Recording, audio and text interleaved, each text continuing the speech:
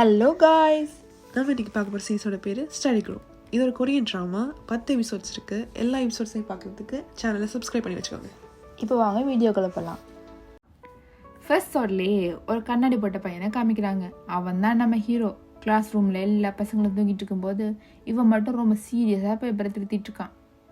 நல்லா படிக்கிற பையன் போலன்னு கிட்ட போய் பார்த்தா எல்லாமே தப்பு. இப்போ அவன் சின்ன வயசாக காமிக்கிறாங்க. அவனுக்கு படிக்கணும்னு ரொம்ப ஆசை, ஆனால் எல்லா எக்ஸாம்லேயும் ஃபெயில். அவன் போகாத டியூஷன் இல்லை, ப்ரைவேட் கிளாஸ் இல்லை, எல்லாமே ட்ரை பண்ணிட்டான். இரவு ஃபுல்லாக பஸ்ஸில் சாப்பிடாம தூங்காம படித்தாலும் ஸ்கூல்லேயே அவன் தான் லாஸ்ட். நல்ல மார்க்ஸ் எடுத்தால் தான் காலேஜ் போகலாங்கிறதால அவன் எல்லாத்தையும் ட்ரை பண்ணிட்டு இருக்கான். அப்போ ஒரு நாள் 2 பசங்க பேசிட்டு இருக்கிறத கேட்குறான். அதில் ஒருத்தன் காலேஜ் போகணுன்னா யூசங் டெக்னிக்கல் ஹை ஸ்கூல் போனால் ஸ்பெஷல் அட்மிஷனில் ஈஸியாக காலேஜ் கிடைச்சிடும்னு சொல்கிறான். அது கேட்ட உடனே ஹீரோக்கு ஒரு ஐடியா வருது. அவன் அங்கேருந்து போனதுக்கப்புறம் மற்ற பையன் அங்கே போனது தான் காலேஜ் கிடைக்கணும், அதுக்கு நான் செத்தே போயிடுவேன்னு சொல்கிறான். இதை கேட்காத ஹீரோ ஸ்கூலை மாற்றிட்டு நேராக யூசங் ஹை ஸ்கூலுக்கே போயிடாது. நிறைய எக்ஸ்பெக்டேஷனோட போகிற ஹீரோ கிளாஸ் ரூம் கதவை திறந்து பார்த்தா அங்கே ஒருத்தரும் படிக்கிறது இல்லை, டீச்சர்ஸும் கண்டுக்கிறது இல்லை. எல்லாரும் ஃபைட் பண்ணிக்கிட்டு புள்ளி பண்ணிட்டு இருக்காங்க. சரி, எல்லாரும் முட்டாளாக இருக்காங்க, நம்ம மட்டும் படித்து ஸ்கூல்லேயே பெஸ்ட்டாக வந்துடலான்னு பார்க்குறான். எக்ஸாம் ரிசல்ட்டும் வருது. 220 ஸ்டூடெண்ட்டில் கடைசிக்கு முதல் 219 பிளேஸ் கிடைக்குது. சரி, போனால் போகுது, பார்க்கத்தான் லூஸ் மாதிரி இருக்காங்க, வீட்டில் போய் நல்லா படிக்கிறாங்க போல நினச்சிக்கிட்டு மனசு தேத்திக்கிட்டு திரும்பவும் படிக்க ஆரம்பிக்கிறான். அப்போதான் டைட்டில் கார்டு போடுறாங்க. ஹீரோக்கு சின்ன வயசுல இருந்த ஆசையே ஒரு ஸ்டடி குரூப்பில் சேர்ந்துங்க தான். பழைய ஸ்கூலில் அவன் மார்க்ஸ் கம்மி வாங்கினதுனால அவனை யாருமே சேர்த்துக்கல. ஸோ இந்த ஸ்கூலில் அவனே ஒரு குரூப் ஆரம்பிக்கலான்னு ட்ரை பண்ணுறான். அதுக்கு ஃபர்ஸ்ட் படிக்கணும்னு ஆசை இருக்கிற பசங்களாக தர்றான். அவன் கிளாஸ்லேயே ஒருத்த மட்டும்தான் கொஞ்சம் டீசெண்டாக இருக்கான். அவன்கிட்ட போய் என் கூட ஸ்டடி குரூப்பில் சேர்ந்துக்க எனக்கு கேட்டதான் மிச்சம். அந்த பையனை தள்ளி விட்டு ஒரு பையன் அடிக்க ஆரம்பிச்சிடுறான். விஷயம் என்னன்னு கேட்டால் அவங்க ஸ்கூலில் இருக்குன்னு தனி ஆப் இருக்கான். அதில் 220 ஸ்டூடெண்ட்ஸில் அவங்க எவ்வளோ ஸ்ட்ராங்கோ அது படி ரேங்க் பண்ணியிருப்பாங்களாம். இதில் அந்த டீசெண்டாக இருந்த பையன் இருக்கான்ல, அவன் 170 ரேங்க் வாங்கியிருப்பான்.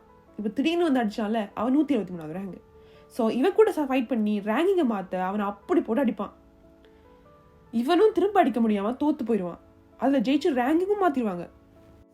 அப்போது அந்த ஸ்கூல் டிசிப்ளின் டீச்சர் வராரு. அவங்க பழைய கிளாஸ் டீச்சர் இவங்க தொழில் தாங்காமல் ரிசைன் பண்ணி போனதால் புது டீச்சர் டெம்பரரியாக வந்திருக்கேன்னு சொல்கிறாரு.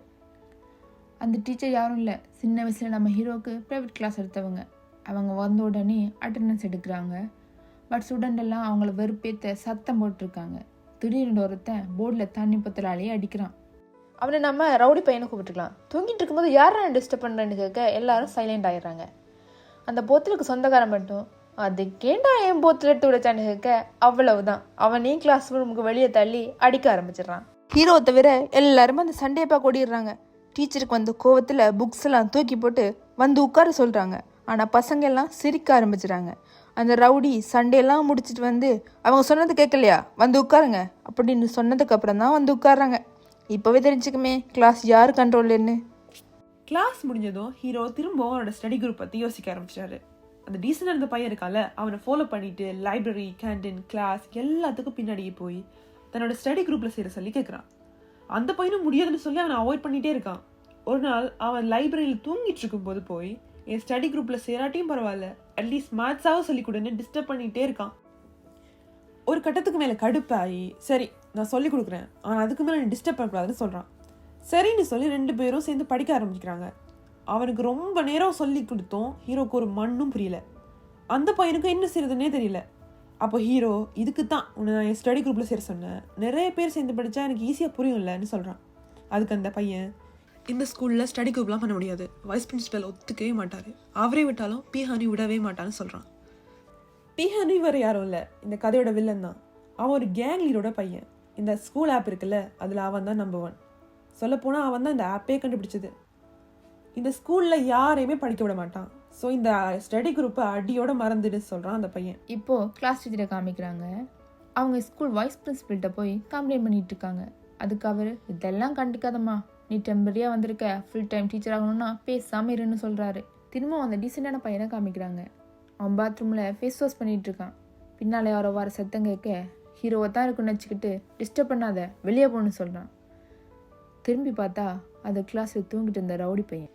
எங்கிட்டே மரியாதை இல்லாமல் பேசுகிறான்னு கேட்டு அவனும் அவன் ஃப்ரெண்ட்ஸும் அவனை அடிக்க ஆரம்பிச்சிடுறாங்க. அதை கிளாஸ் டீச்சர் வேற பார்த்துடுறாங்க. அவனுக்கு ஹெல்ப் பண்ணலாம்னு வரும்போது உடனே ஒரு கை வந்து அவங்கள தடுக்குது. யாருன்னு பார்த்தா வேறு யாரும் இல்லை, நம்ம ஹீரோ தான். அவன் ஏன் ஸ்டடி குரூப் மெம்பர் தான், நான் பார்த்துக்கிறேன்னு சொல்லிட்டு ஒரு மாஸ்கை போட்டுட்டு உள்ளே போகிறான். ஃபயர் எக்ஸ்டிங்விஷர் வச்சு ஃபுல் ரூமை ஸ்ப்ரே பண்ணுறான். எல்லாரும் ஷாக் ஆயிடுறாங்க.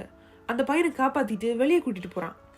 அந்த பையன் எந்திரிச்சு காப்பாற்றினதுக்கு தேங்க்ஸ் சொல்லுவான்னு பார்த்தா, என்ன எதுக்குடா காப்பாத்தின, அவனே அடிச்சு முடிச்சுட்டு விட்டுருப்பான். இப்போ குறி வச்சு என்னை புள்ளி பண்ண போறானே, என் கண்ணு முன்னாடி நிற்காதரா, திட்டிட்டு போயிடுறான். அட பாவி நினச்சிக்கிட்டு ஹீரோ பாவமாக நிற்கிறாரு. அந்த பையன் திரும்பி போயிட்டு இருக்கும்போது அந்த ரவுடி முன்னாடி ஒரு பேஸ்பால் பேட்டோட வந்து நிற்கிறான். யாரா அவனை காப்பாற்றினது, நம்ம கிளாஸ் பையனான்னு கேட்குறான்.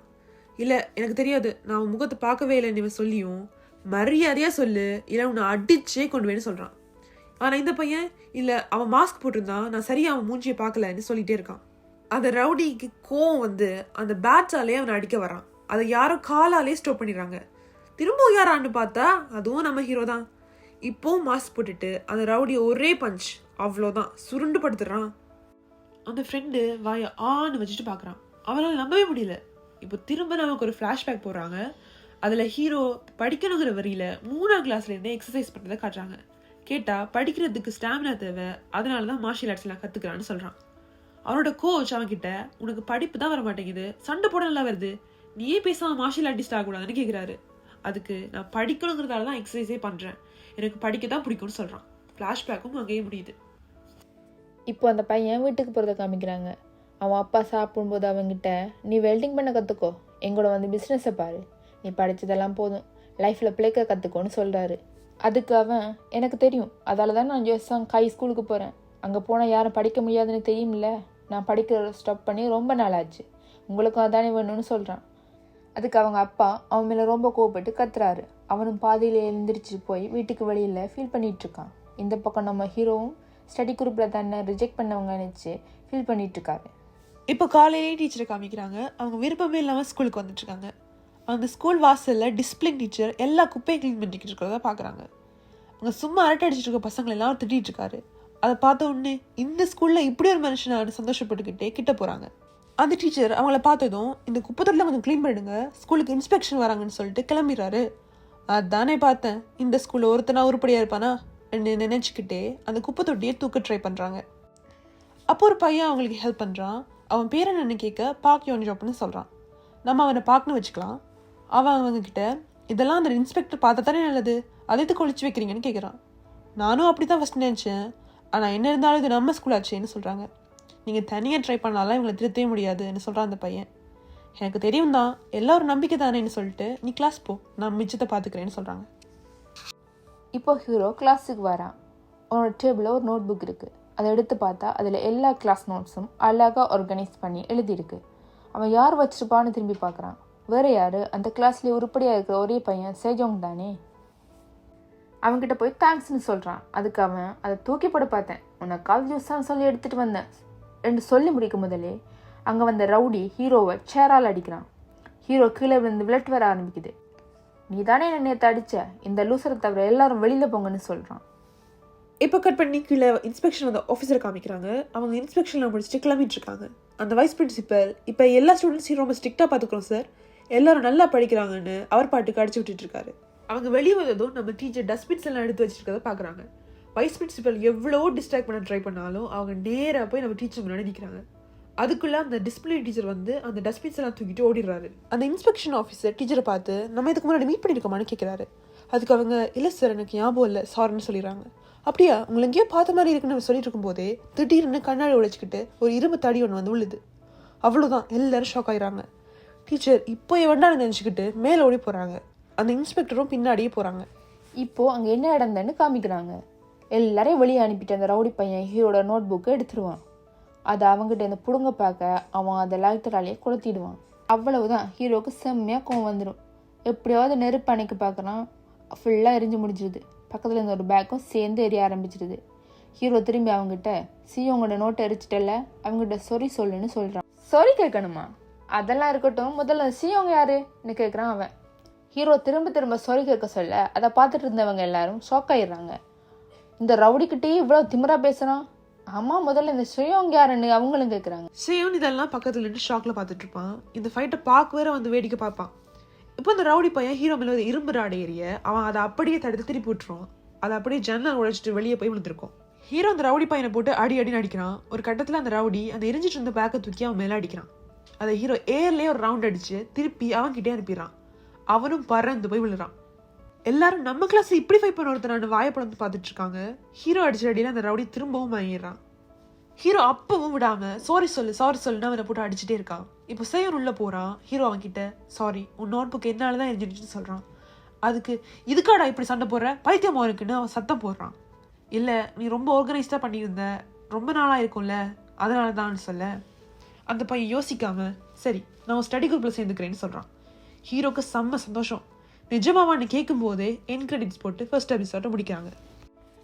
ஓகே காய்ஸ், அடுத்த எபிசோட சந்திக்கலாம். மறக்காம லைக் பண்ணுங்க, சப்ஸ்கிரைபும் பண்ணிக்கோங்க.